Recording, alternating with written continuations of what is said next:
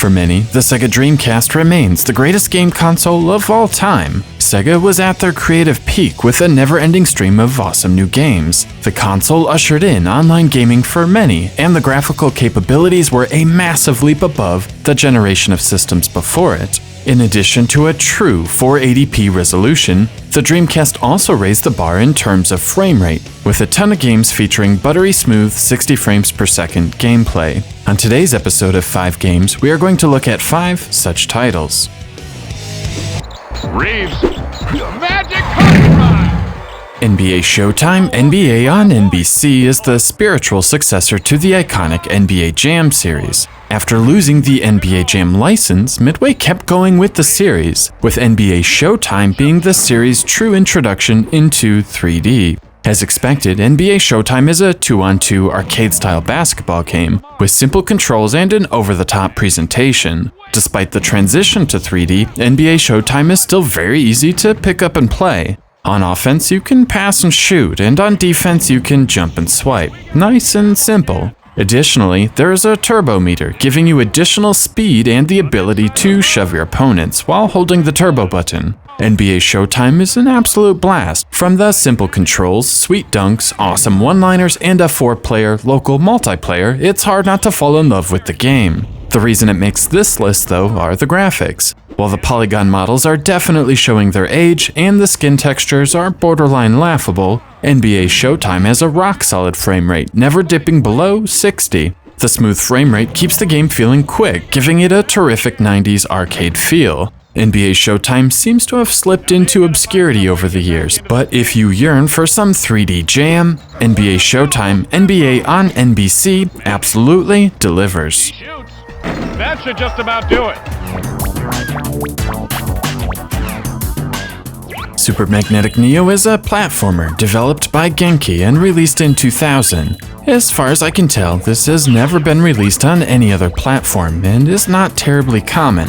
The main gimmick of the game is Super Magnetic Neo's giant magnet head. Using the red and blue buttons of the Dreamcast controller, you can activate a red or blue magnetic field. Additionally, throughout the game's levels are platforms and other goodies, also magnetic. Activating the same polarity of the obstacle will repel Neo into the air, while activating a different polarity will cause a magnetic attraction. With the simple properties, the stage is set for Super Magnetic Neo. Bouncing off platforms and ziplining across magnetic fields is a lot of fun and offers a unique platforming experience. Graphically, Super Magnetic Neo holds up well with a super smooth frame rate, terrific animations, and some excellent texture work. The developers did a great job mixing bright, colorful textures with plenty of solid color polygons to create a rich, cartoony world that works within the RAM limitations of the Dreamcast, resulting in a super smooth frame rate. Super Magnetic Neo won't be for everyone, but if you're looking for a unique spin on the 3D platformer, this just might be the ticket.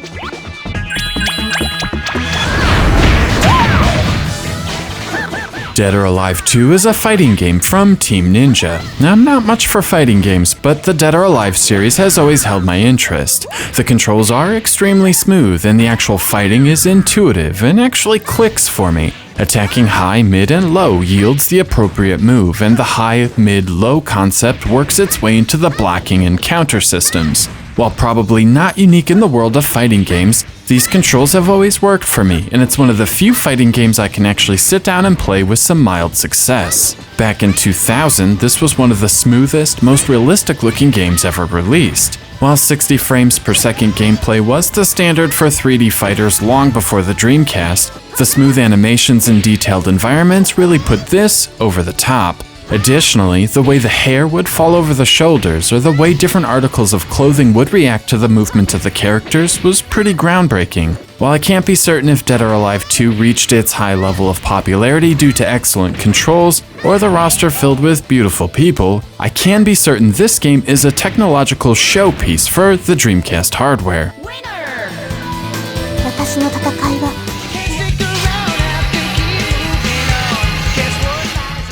Sonic Adventure 2 is either the greatest Sonic game of all time or the beginning of the end of an icon, depending on who you ask. I tend to fall in the latter category, but there is no denying Sonic Adventure 2 is a great-looking game.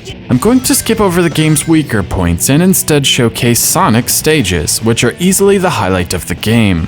While the first Sonic Adventure was groundbreaking with a great sense of speed, it was somewhat held back by its frame rate. Sonic Adventure 2, on the other hand, always races along at a wicked fast 60 frames per second. This doubling of the frame rate definitely helps the game feel more like the classic titles, and I appreciate Sonic Team's efforts to really squeeze as much power out of the dying Dreamcast as they possibly could.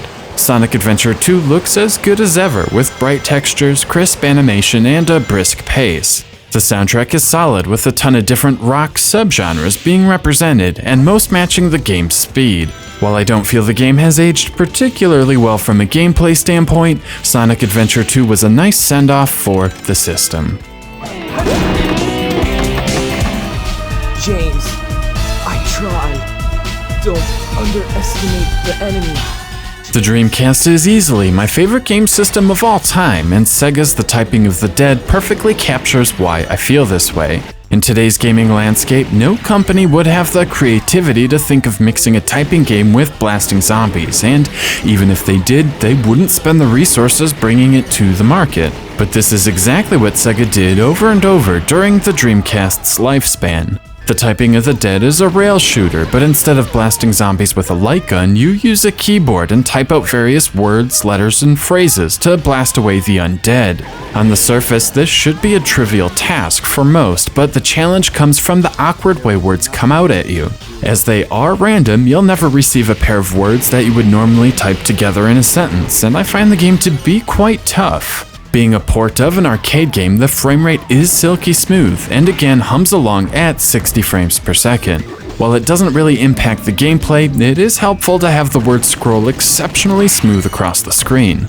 The terrible acting, chunky graphics, and unique gameplay definitely add up to an immensely enjoyable experience.